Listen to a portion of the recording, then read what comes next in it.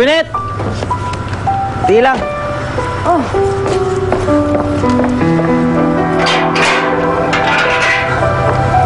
Pinapagbigay pala ni, Dave para kay Ninyo. Ah, talaga? Ako walang gift. Wala eh. Ay, pala, nasaan pala si Ninyo? Pwedeng makita. Namasyal! Kasama nung yaya. Sabihin mo kay Dave, maraming salamat sa regalo niya, ha? Sige, kailangan na kami umalis eh, ha? Mag-shopping pa kami eh. Sige po. Sige. Merry Christmas na lang po. Oo, Merry Christmas! Happy New Sabi ko lang po. Year! Sige po, thank you po. Bigay namin sa kanya. Sige, Merry Christmas!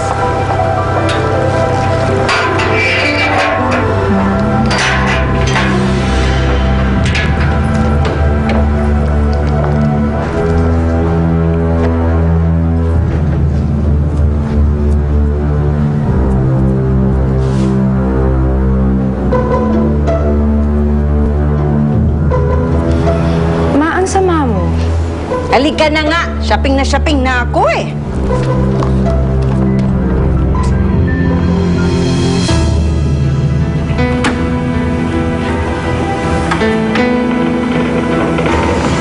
Ninyo?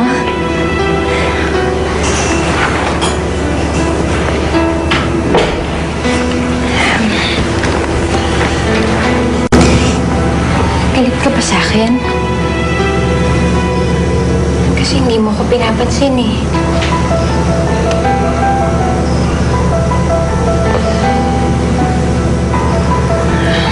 Nga pala, meron akong regalo sa'yo. Pasensyahan mo na to, ha?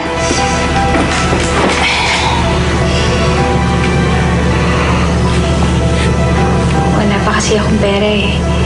Alam mo na, inaasikaso ko pa yung libing. Pero dala ko tong paborito mong litrato.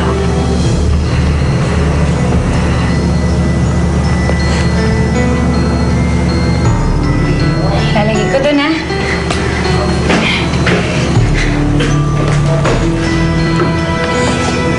Bakit? Wala na ba kayong pera? Naubos na ba yung binigay sa inyo ni Mommy? Ano sinasabi mong pera? Diba? Kaya lang kayo nagyaya dito. Kasi kailangan nyo lang ng pera. Anak, hindi totoo yan. Sinasweldohan lang nila ako dito, pero...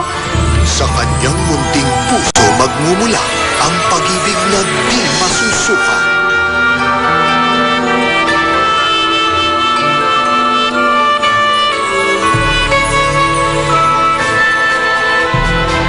Dwarfina, malapit na.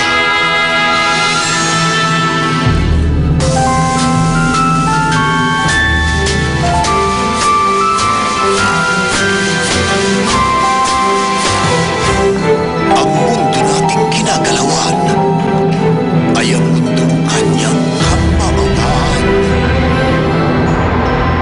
Kailan kaya uli mo gagamit ito? Hulaan mo pare kung anong nasa harapan mo. Parang meron akong naaninag. Ha? Oh, Paula, aalis ka? Baka delikado pang palabas-labas ka. Ayoko na nga matakot eh. Walang makakakontrol sa buhay ko kahit sinong demonyo pa.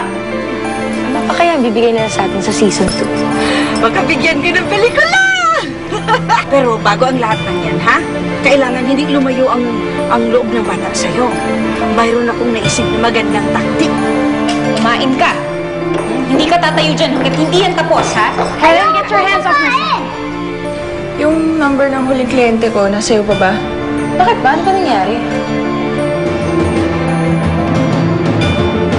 Gaganti lang ako.